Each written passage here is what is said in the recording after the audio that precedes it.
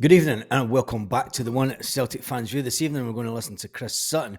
Chris Sutton has been talking about it last night, and also a journalist has been talking about some Celtic transfer news. So listen to this. Oh, look, I mean, it was pleasing because, I think it's the first time Celtic have won a Champions League home game in over 10 years.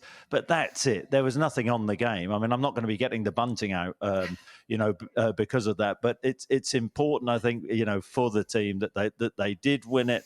But, Yep. we can't get away from the fact that this season in European football, in the Champions League, in a pretty gentle group, that's the truth of it. Celtic haven't done anywhere near well enough. And that's a concern. But just putting that home record right, if you like, was a step, but it's a small step. And then, Celtic fans will be looking at last weekend and the insipid performance against Kilmarnock. And Definitely. And Brendan Rodgers and his team have really got the work cut out. It's going to be an interesting January because Brendan talked about bringing or the need for better quality players. But Celtic have their particular transfer model, so that'll be interesting. How January pans out and the players which come into the football club. So we know the transfer model obviously is to buy players in, but I mean, there is one bit of hope. We've all been calling out for a left back for a couple of seasons now, even though Greg Taylor's done pretty well. You've got to say, Ange Postecoglou name dropped him today when he was talking about a player that is improved in a full-back position, and he wants his full-backs at Tottenham to do the exact same. But with that being said, there has been some talk about a new left back. I think they will. I mean, I think the Portuguese guy, Tiago Araujo, is easy for you to say. Yeah. Who plays for Estoril, former Benfica player. I think he's a very strong possibility for Celtic in January. Understand with that one also, the Benfica do have a sell-on clause with this player from that team, so that'll be an interesting one to keep on watching over the next couple of weeks in the transfer window. Of a left wing back, he can get forward where he can defend is a question, of course, but I suspect that's one that might happen. What height is he? I think he is about 6 foot. I haven't. You'll need to Google this, but I do think he's got a bit more stature than Greg Taylor has. I mean, I feel for Greg Taylor. I think he's had a bad run of games. I think you're talking about confidence. I don't know, but I would imagine I certainly hope he's not Googling what people are saying about him or looking at message boards. Yeah. Well, that's true because let's face it, we've all been giving Greg Taylor stick after his performance last night. He did have a good performance last night, but we've been calling out for some player to come in and give him a little bit of a respite, and just to push him on as a player, if anything. Because when good players come in, you up your game. Greg Taylor did do that when Alexandro Bernabe came into Celtic. Greg Taylor upped his game then. It could be the case that Greg Taylor, if a new left-back comes into the club, makes that little bit more improvement, and which would benefit Celtic. The manager, Brendan Rodgers, let's get back to last night. Brendan Rodgers has been talking about the squad, and when you look at the Champions League as a total, he said, I think over the course of the competition, we have shown lots of moments of potential, especially at home, said Brendan Rodgers.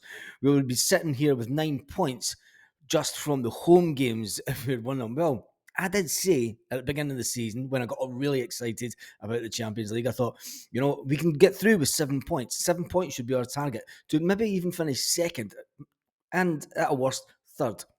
Now, as it stands, we didn't win 2 home games. I thought we would have won 2 home games when we seen what we did last night. I fully expected that of Celtic at the beginning of the season. Last night is how I expected Celtic to play in the Champions League this season. We have got more points than we did under the previous manager, but Rodgers said, he also went on to say, it has been a challenge with key players being out. Hands up to that one, Brendan.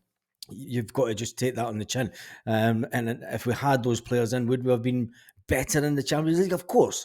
If Cameron Carter-Vickers wasn't out at the beginning of the Champions League, of course we might have been a little bit better. Anyway, how we fought and the strength of the squad, we need to add quality in key areas. This is one thing he kept on going on about last night. We can take confidence from the victory and we can look to qualify again next year. and see if we could push on. If we arrive in this competition again, that's if we win the league. Brendan Rodgers then went on to say, but you have to have certain qualities to perform at that level.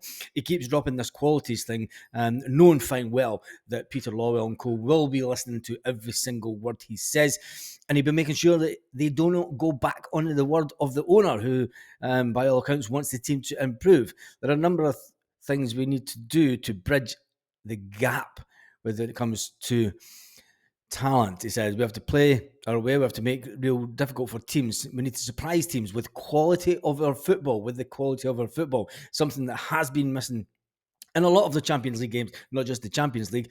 It was missing up in Perth just a few weeks ago, and also Kilmarnock. Let's not even talk about Kilmarnock. Brendan Rodgers went on to say, he said, I said to the players before this game, it's a competition and a level which can dent your confidence, but when you finish it, you will be better players, and for it, we have gained some valuable experience, and you're still very good players that are in the process, and this will help some of you improve as players.